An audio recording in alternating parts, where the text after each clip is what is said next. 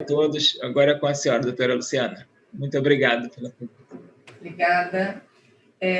Inicialmente, eu gostaria, né, de agradecer ao convite aí para a participação nesse evento tão importante nesse momento, que causa em nós grandes reflexões, né? Consegui acompanhar algumas coisas, não tudo, em função das demandas, né, da faculdade, mas, enfim, é um grande prazer estar participando e penso que é um momento para a gente poder conversar e refletir a respeito, né, de um tema tão relevante que tem sido os atendimentos online em psicologia e, sobretudo, a ajuda expandida, né, em outros contextos aí.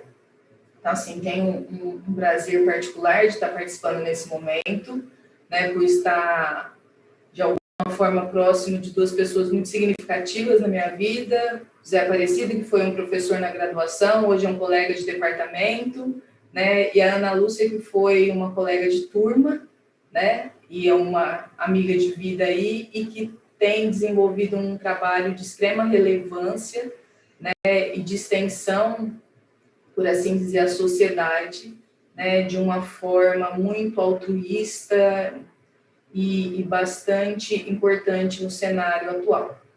Ana Lúcia, ela é psicóloga de formação na Universidade de São Paulo, é especialista na área de família, né, na qual eu pude também contribuir aí na formação dela como orientadora, tem formação na psicologia do trânsito, tem formação também e lidera um grupo de psicólogos online no Brasil e vai nos contar nesse momento, né, sobre o projeto que ela vem desenvolvendo, que é ligado ao Itamaraty, né, de atendimento a brasileiros que estão fora do Brasil nesse momento tão difícil para toda a humanidade. Aí. Então, assim, já agradeço, né, a participação da Ana, o convite do Zé, e nós estamos, assim, ansiosos por escutar essa fala, né, Ana, e aprender um pouco aí com você e com esse seu altruísmo. Eu agradeço muitíssimo, muitíssimo mesmo estar aqui nesse evento. Professor José Aparecido, querido de longa data, quanto tempo que a gente não se via, que bom que o senhor está encabeçando esse congresso e todas as outras pessoas, né, que também estão fazendo parte. Gostaria de parabenizar. Luciana, queridíssima, fico muito feliz e muito honrada de tê-la aqui, né, mais uma vez, na parceria. Como você bem disse, foi minha orientadora, escolhida a dedo na psicopedagogia. Eu vou abrir, então, aqui os slides, tá? Para começar a apresentação. Vamos lá. Espera só um minutinho, por favor. Compartilhamento. Aqui. Só um minuto, por favor. Agora... Estamos aqui, já estão vendo os slides? Tudo ok, né? Então, hoje falaremos sobre a trajetória dos psicólogos brasileiros online. Ai, não podia perder essa! Que honra poder estar de volta a casa, né? Eu sou formada em 1994, aqui vocês podem ver Luciana e eu, né? Muito bacana. Deixa eu só mudar aqui a posição do slide. Minimizar aqui. Como vocês podem ver, aqui a gente está fazendo uma distribuição sobre o panorama. Eu fiz primeiro um panorama do Brasil, né? Onde estão esses psicólogos? Deixa eu só mudar aqui a posição da tela. Pronto, melhorou. Onde estão esses psicólogos? Hoje nós somos cadastrados no Conselho Federal de Psicologia, voltando 380 mil profissionais, 958. Na distribuição por gênero, nós temos aqui 329.137 do gênero feminino, 51.821 do gênero masculino. Quando a gente dá uma olhada, né, onde é que estão esses profissionais, eu penso que é muito importante a gente dar uma olhada nisso, né? até mesmo para poder pensar um pouquinho nesse contexto do online, onde tem mais, onde não tem, enfim, quais são os lugares onde é realmente necessário, de repente, pensar num atendimento online, porque não tem profissional, ou onde tem profissionais demais, mas mesmo assim conseguem expandir o seu trabalho para outras regiões, né? E aqui fica muito claro, por exemplo, que no Distrito Federal, Rio de Janeiro, São Paulo, Santa Catarina, Rondônia são os lugares que mais têm psicólogos por 100 mil habitantes, tá? Numa média aí de 181 psicólogos por 100 mil habitantes. Gostaria de contar agora um pouquinho com relação, né, aos marcos regulatórios. Deixa eu só mudar aqui a posição do slide. O marco regulatório no atendimento psicológico online. Eu penso que é muito importante. Eu não vou falar muito a fundo sobre essas resoluções, mas eu gostaria de deixar aqui para vocês como uma possibilidade para vocês pesquisarem e darem uma olhada, que são resoluções bem importantes do nosso Conselho Federal de Psicologia. A primeira delas é a Resolução 3 de 2000, que é a primeira que fala sobre uma regulamentação do atendimento online, onde a psicoterapia entra somente no âmbito da pesquisa, e é utilizado, né, o sistema utilizado precisa ser validado e receber o selo do conselho. Então, antes eles tinham um selo, tinha que ter uma aprovação por onde é que esse profissional estava realizando esse atendimento. Logo na sequência, veio a Resolução 12 de 2005, onde era possível ter intervenções com 12 atendimentos, psicoterapia ainda no âmbito da pesquisa, e o sistema também precisava ser validado com esse conselho do Conselho Federal de Psicologia, com um selo válido por 1 ano. Em 2012, passa a ser 20 atendimentos e era orientação psicológica, psicoterapia ainda em âmbito de pesquisa. O sistema utilizado precisa ser validado e receber o selo do Conselho Federal de Psicologia, e esse selo passa a ter a duração de 3 anos. Em 2018, entra a Resolução 11 de 2018, onde tem um número ilimitado de sessões. Essa foi um grande passo, tá, para o atendimento online, acho que vale a pena a gente focar um pouquinho mais nela, porque ficou liberado a possibilidade de psicoterapia online. Até então, eram atendimentos que se restringiam a 12 sessões. Após essas 12 sessões, tinha que interromper e por aí adiante, né? Em 2018, entrando essa resolução, é possível, então, a psicoterapia online, onde tem autorização para atendimento psicológico via online, tanto síncrono como assíncrono, que isso vocês também, a gente pode conversar um pouquinho mais sobre isso, tem vários vídeos, enfim. Tem o sistema EPSI, onde é obrigatório esse cadastro no sistema EPSI, e tem que ter a aprovação. Sem a aprovação desse sistema, o psicólogo não poderia atender. Tem uma desobrigatoriedade do selo. Então, cada psicólogo fica comprometido com de que forma ele vai atender, qual é o sigilo que tem, qual que é a proteção que ele dá para esse tipo de atendimento. Então, não é mais o CFP que vai fiscalizar, mas o profissional que passa a ser responsável por esse atendimento. É vedado o atendimento online nas urgências, em situações de emergência e desastre, e em situações de violência de direitos ou de violência, tá? Só que aí o que acontece? Entra a pandemia, né? E como fica essa situação? Na Resolução 4 de 2020, revoga esses 3 últimos itens que eu citei agora mesmo, porque passa a ser necessário esse tipo de atendimento, passa a ser permitida, então, o atendimento online nos casos de urgência, em situações de emergência e desastre, e em situações de violências do direito ou de violência. E esse sistema EPSI continua sendo uma exigência, mas o profissional não precisa ter a aprovação. Ele pode dar entrada e começar a atender e se tiver algum problema, ele entra em contato com o conselho até conseguir, de fato, esse cadastro EPSI como um credenciamento ok. Vale muito a pena a gente dar uma olhada nesse gráfico para observar o quanto foi o crescimento de pedido no sistema EPSI. Entre 10 de novembro de 2018 a 29 de fevereiro de 2020, foram realizados 30.677 cadastros.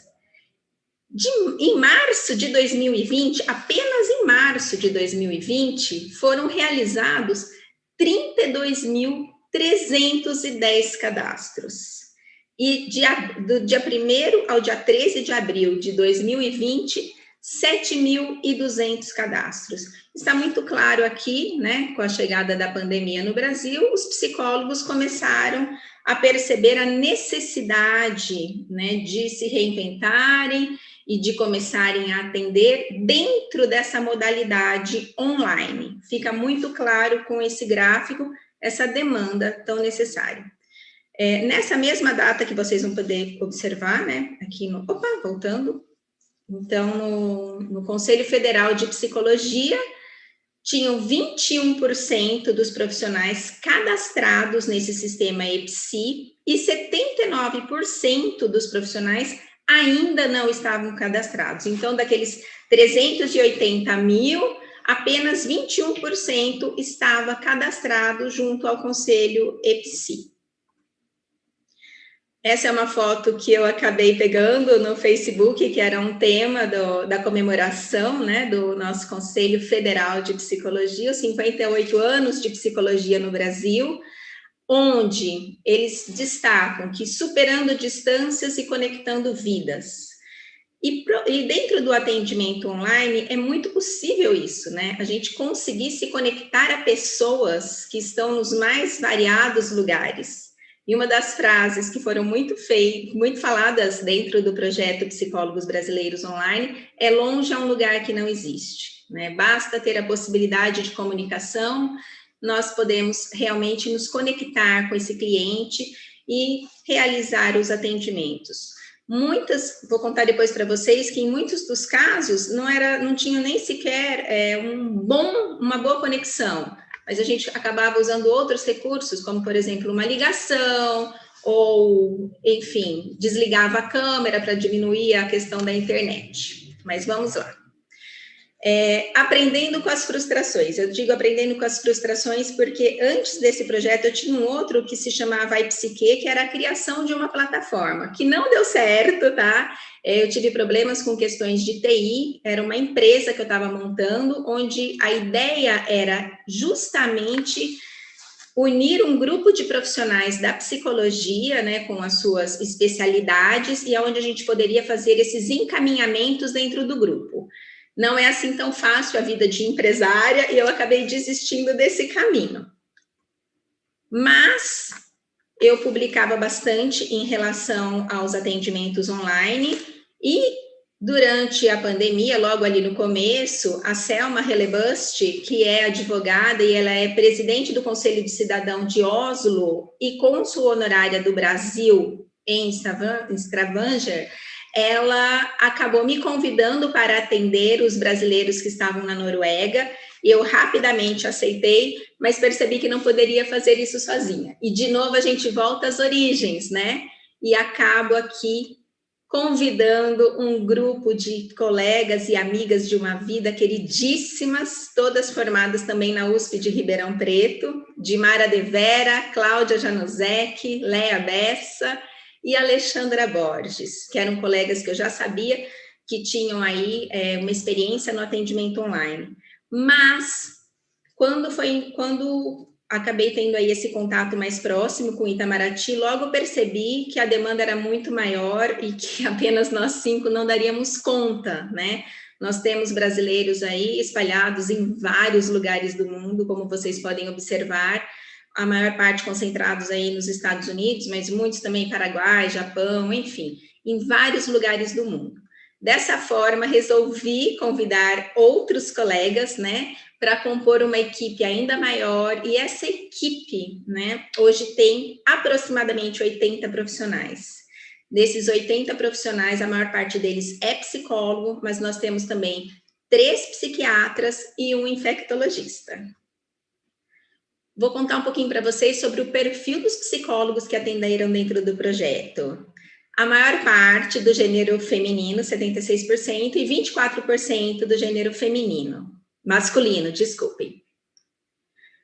Com relação à idade, essa foi o que a gente acabou constatando, uma média aí geral de 42,95 anos, 42,77 para o gênero feminino e 43,67 para o gênero masculino. Como vocês podem ver, profissionais já formados há algum tempo tiveram muito interesse por esse projeto. E aqui está o tempo de formado desses colegas. De uma maneira geral, 12,91 anos de formados, mas para o sexo feminino, 13,43 anos, e para o masculino, 11,30 anos. Com relação à graduação, se tem ou não outra graduação, 81% deles não tem outra graduação. E os demais têm, e aí estão as graduações: Direito, História, Pedagogia, Educação Física, Biologia, Pedagogia, enfim. Alguns têm outras graduações. Se possui título de especialista, 56% dos profissionais têm, sim, títulos de especialista.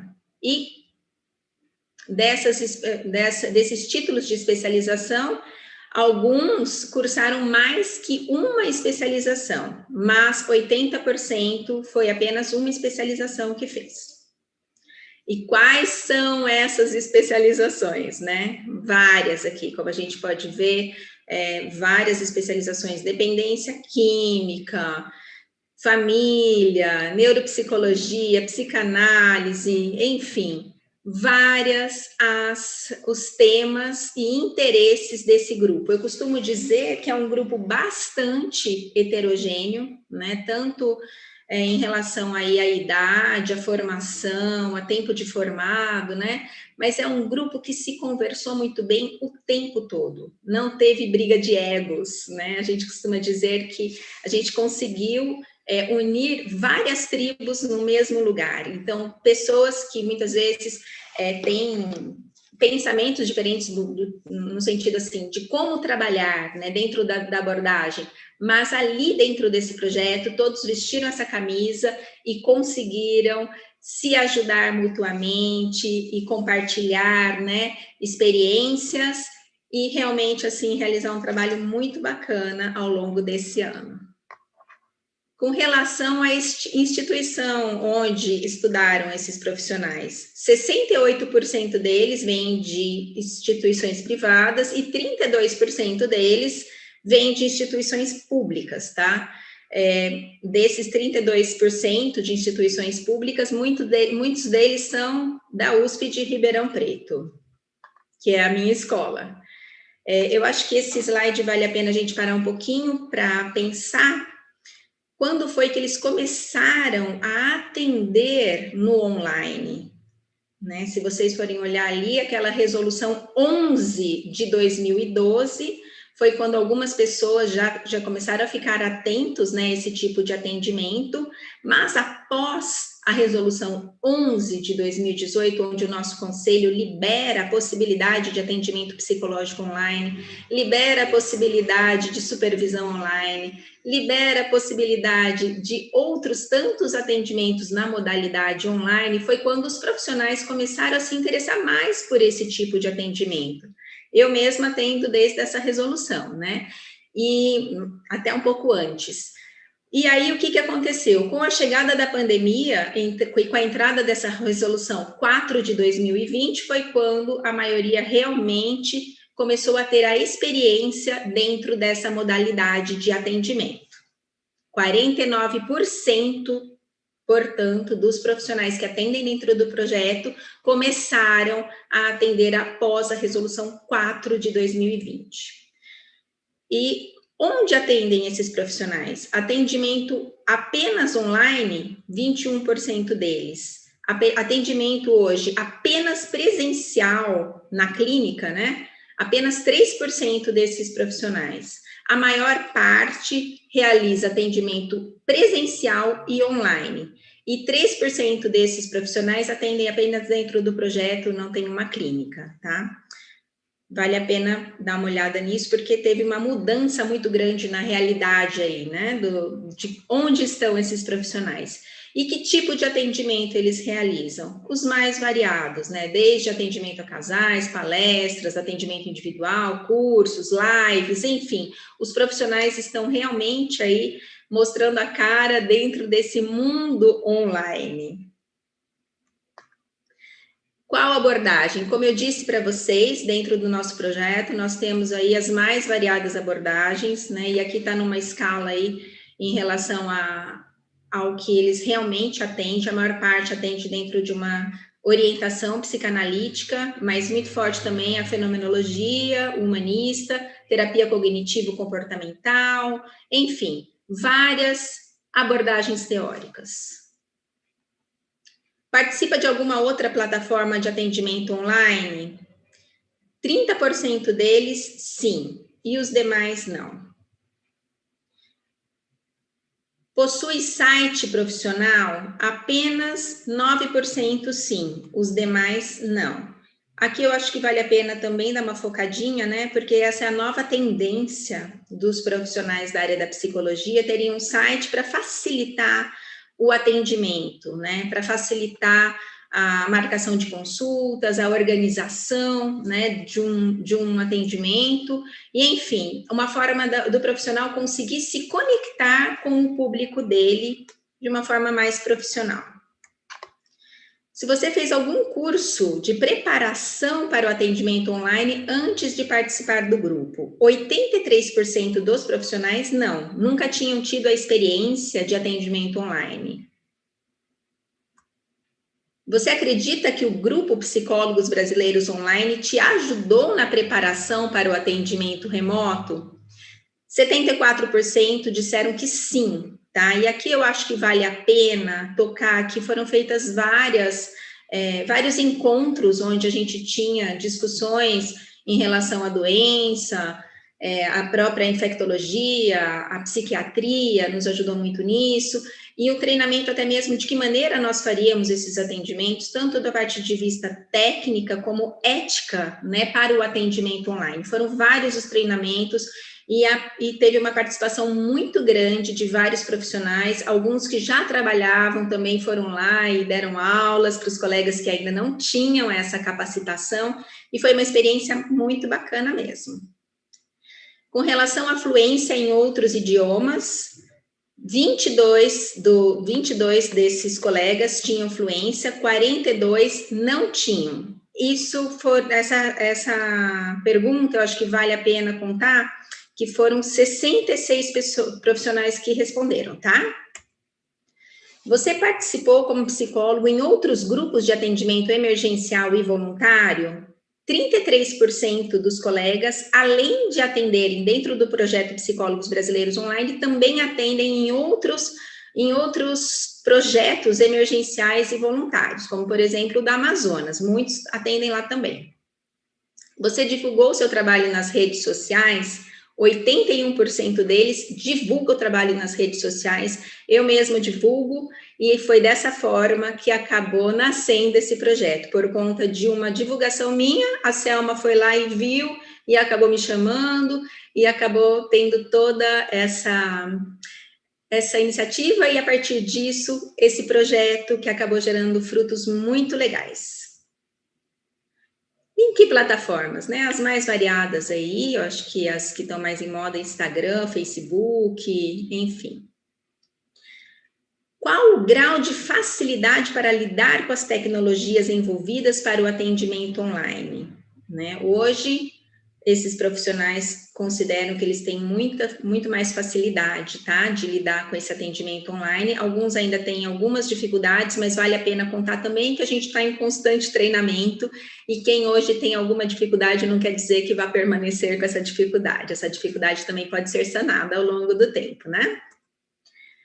O quanto participar do grupo influenciou no seu desempenho no atendimento remoto. Aqui também acho que entrando a questão dos treinamentos, né, a gente pode verificar que vários profissionais consideram que sim, o projeto ajudou bastante, alguns acham que não ajudou porque já tinham bastante prática dentro dessa modalidade, mas poucos são esses que representam essa questão.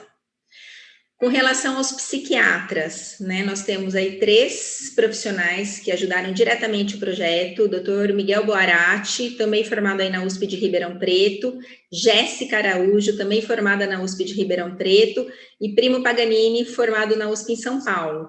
Eles discutiam o caso conosco, davam suporte para os casos mais graves e também aulas, né, ligadas aí a assuntos da psicopatologia, etc. e tal. Marcelo Neubauer, infectologista, que hoje fez a apresentação aqui no evento também, ele também é nosso parceiro dentro do projeto, também dava treinamento sobre Covid, suporte e discussões de caso. Agora um pouquinho mais sobre o projeto. Como que se dava? Chegava uma mensagem, tá? E através dessa mensagem respondia e marcava um horário. Onde estão esses clientes, né, que foram atendidos? Em mais de 40 países, né? Brasileiros em mais de 40 países foram atendidos dentro desse projeto. Brasil, Inglaterra, Estados Unidos. O Brasil são os familiares das pessoas que estão vivendo fora, tá? Vale a pena contar isso. Inglaterra teve uma grande representatividade e vale contar para vocês que, na verdade, ele teve uma publicação muito grande na Inglaterra e isso facilitou bastante nessa divulgação. Distribuição por gênero, isso aqui foi a estatística do ano passado, tá? Até dezembro de 2020, 204 pessoas foram atendidas em mais de 570 atendimentos, pois muitos foram atendidos mais de uma vez. Com relação à faixa etária, né, eu acho que vale dar uma olhada aqui também, que a maior parte está entre 21 e 39 anos. Aqui, com relação à idade, entrando o sexo masculino, na verdade, tem uma média menor do que a feminina. E com relação às demandas desse projeto, a ansiedade, o medo, o isolamento, o distanciamento familiar, as incertezas profissionais, os conflitos familiares, conflitos conjugais, a depressão, o abuso de substâncias, foram temas, né, e dentro dessa demanda e que chegaram até nós e que foram bastante trabalhados dentro desse projeto. Queria contar para vocês que, além dessa questão da Covid, outras causas humanitárias também foram abordadas ao longo desse ano e nós nos tornamos referência aí, tanto no ataque terrorista à França, como teve aquele terremoto também na Grécia, Turquia, né? A questão da Áustria também, a Armênia, declaramos também o nosso apoio aí à guerra, né? Na verdade, a comunidade brasileira que estava lá na Armênia. E, enfim, eu não sei como está o tempo, professor, alguém pode me dizer, Lu, se a gente tem ainda algum tempinho? Esses slides aqui Ana, no meu aqui você tem mais 10. Ah, tem mais 10? Então tá bom, então vamos lá.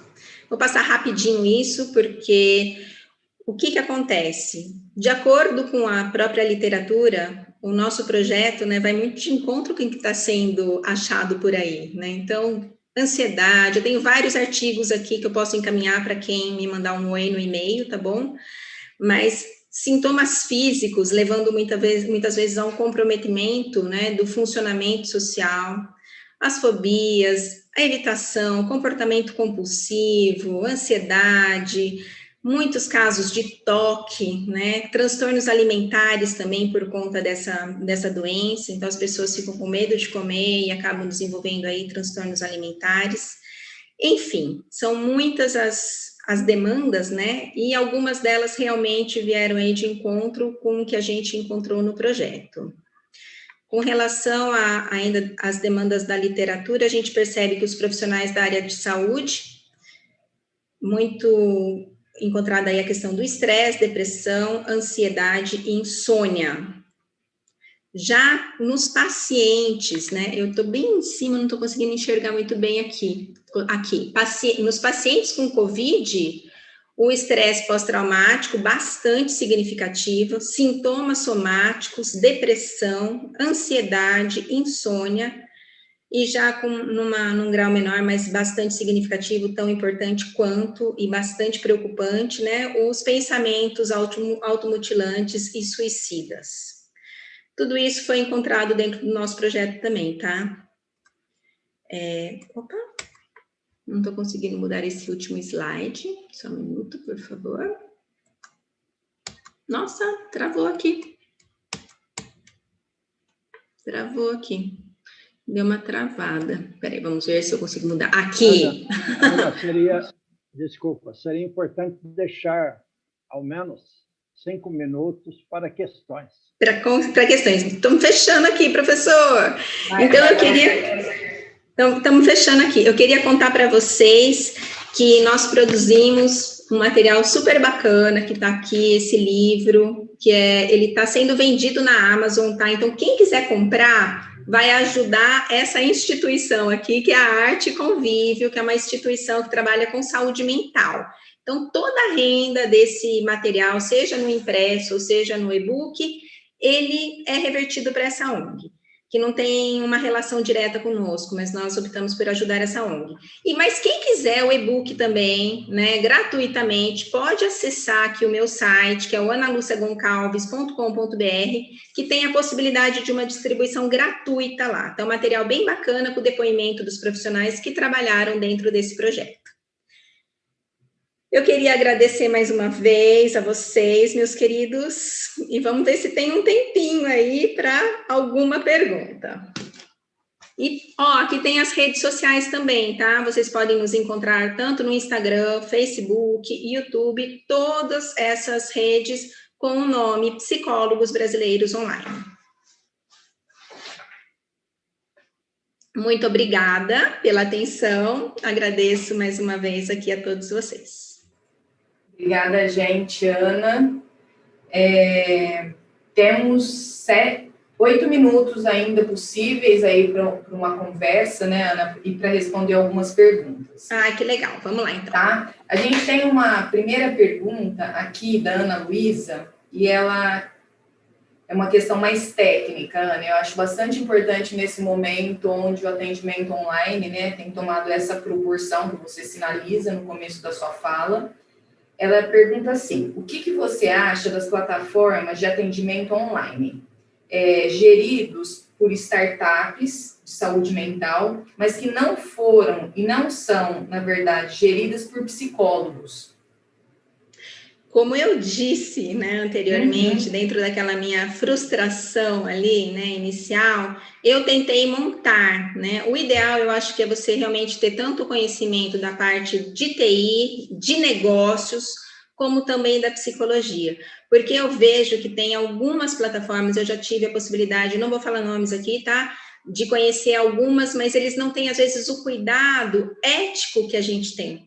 Uma vez eu fui passar por um treinamento em uma plataforma, por exemplo, e eles me mostravam como funcionava. Olha, aqui vai chegar um e-mail, e tinha os e-mails dos clientes ali. Quer dizer, eu dei um print ali naquela situação e mandei para a coordenação daquela plataforma e falei assim: isso aqui, olha, vocês estão divulgando dados de clientes dentro de um treinamento que vocês estão realizando.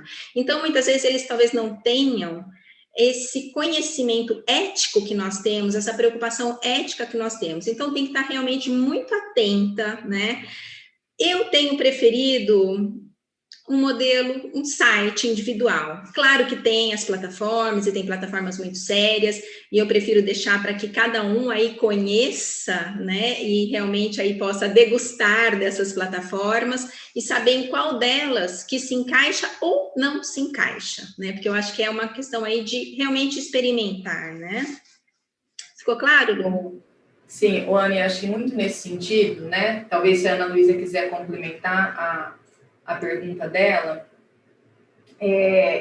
a gente tem discutido muito isso nesse momento dentro da própria universidade, na formação dos nossos alunos, né? Que é uma formação relativamente nova, o atendimento online, que foi nos posto, né, como um imperativo nesse momento, as questões, sobretudo, de segurança dessas plataformas. Sim, né? sim. Como você bem sinaliza, a questão ética aí, né? Quer dizer, se não é uma pessoa que acompanha, que fica muito atenta, isso é uma coisa bastante perigosa.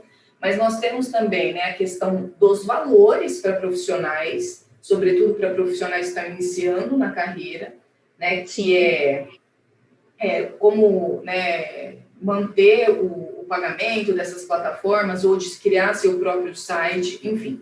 Então, acho que até em relação a isso, é bom a gente, né, pontuar que, assim, o CRP e o CFP, eles têm também dado orientações normativas, né, para que a gente possa desenvolver o trabalho de uma forma bastante segura.